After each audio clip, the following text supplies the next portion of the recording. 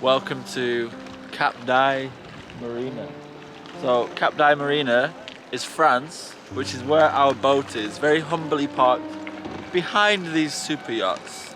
Anyway, today we're going to take a little trip, a little 10-meter walk over to Monaco. This is now Monaco. And we're going to go to two of the ports here to have a look around some of the luxurious yachts and just take a look around.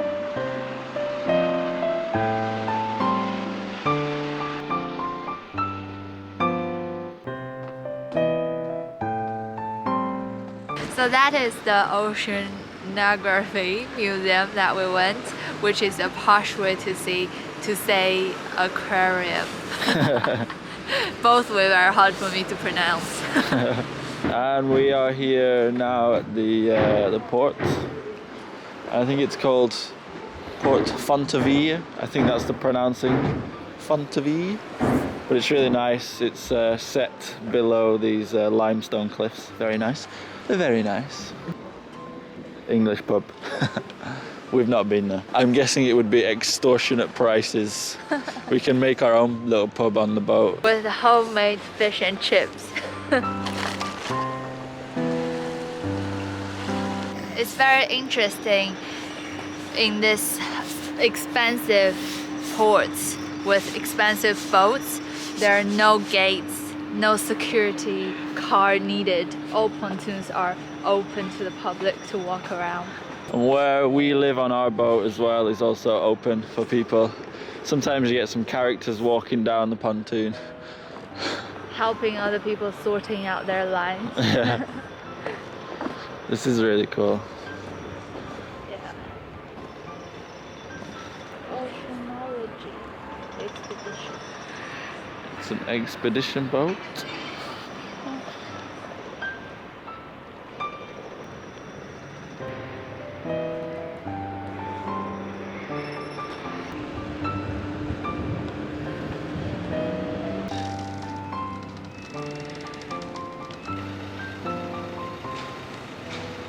So this beautiful boat, Lacquer, was built in 1930 and has sailed around the world twice on scientific marine biologic missions around the world. It's had quite a history actually. It sank in 1988 in a marina actually, or a port just a while down that way, and it was refloated, and now it's here in Monaco. And it's a beauty. You can see the really thick chain which the mooring lines are tied to. Really cool. Super thick. And the chain to these huge blocks.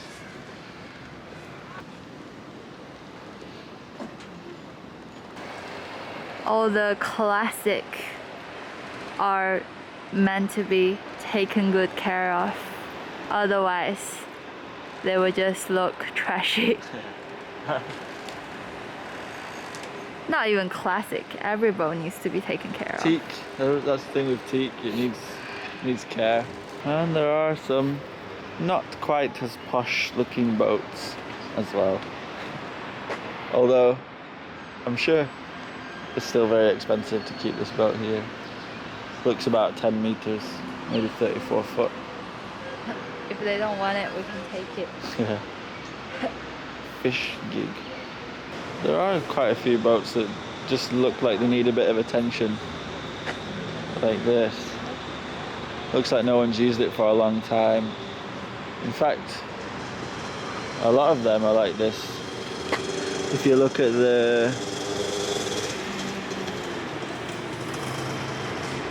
they're not very well taken care of. I sense opportunity, and a lot of them are like that. Look at this one also. Just not even washed. Looks like for a year or so. Or maybe it's got something to do with COVID. We can see they look like they need an anti-foul and sorting out underneath. That's it for the Fontainevie Marina. Now we'll go to Port de Monaco.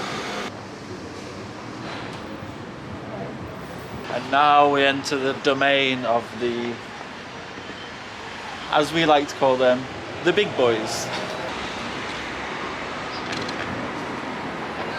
You can see a big 3-masted ship, and I think we should go and have a look at that one. I think it's the Maltese Falcon, or it's A, but let's go and see if we can get a closer look at it.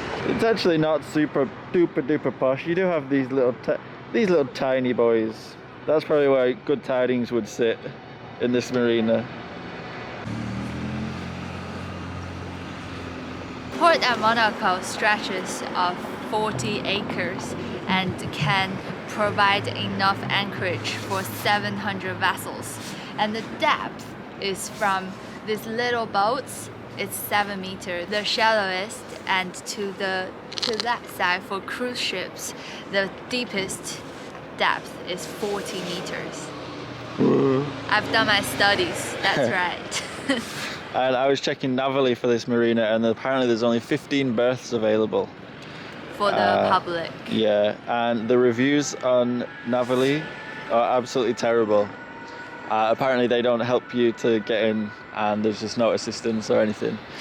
So that's for all the small boats, but I'm sure for the big boys it is very easy. A very good service.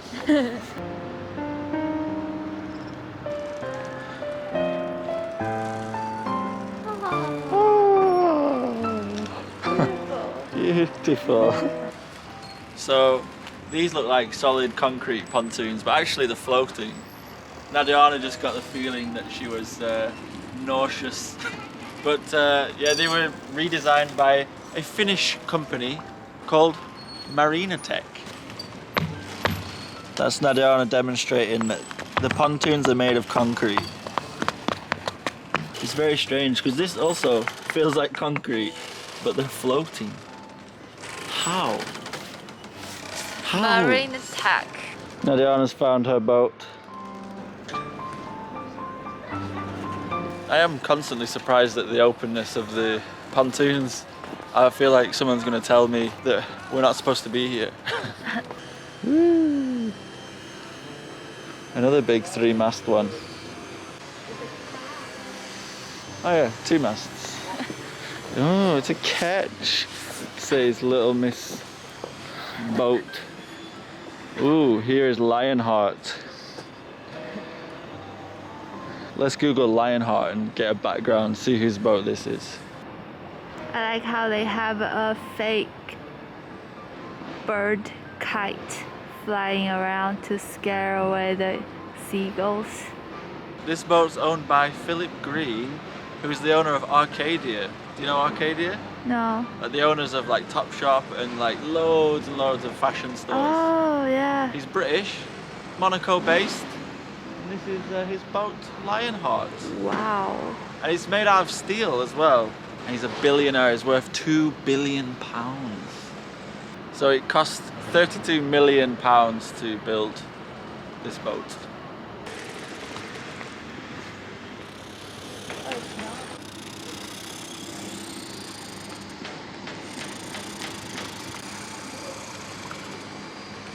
This is one of the largest sailing boats. It's 88 meters long, and the rig, so basically you have the sails inside the mast, so it takes 6 minutes to get the sails out, and apparently it's really easy to sail, and apparently you can sail it single-handedly. Only one person needs to sail it because it's so high-tech and easy, and apparently it just sails off its anchor as well. We've seen A, which is a lot bigger. Just on the horizon you can see a very famous sailing boat, except it's got perfect sailing weather, but it's choosing to burn thousands of litres per hour motoring around. Disgraceful! We would never motor, would we? And a lot taller, but you never seem to see it sailing really. It's always just a big motorboat with some sails. This is more like an actual sailing boat. It's nice. Would be nice to see it set off.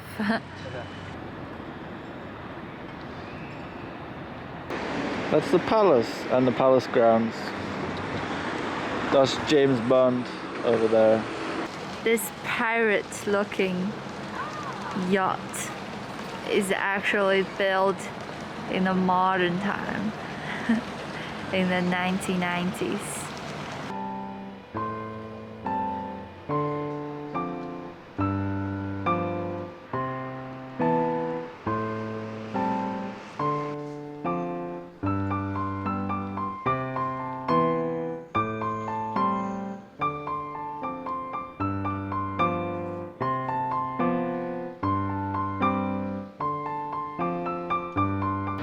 So this is Dilbar, owned by a Russian oligarch. It's worth about £1 billion, and the owner, I can't remember his name, he is worth £12 billion. What does he do? He's an oligarch, so it just means that he has lots and lots of fingers in lots and lots of pies.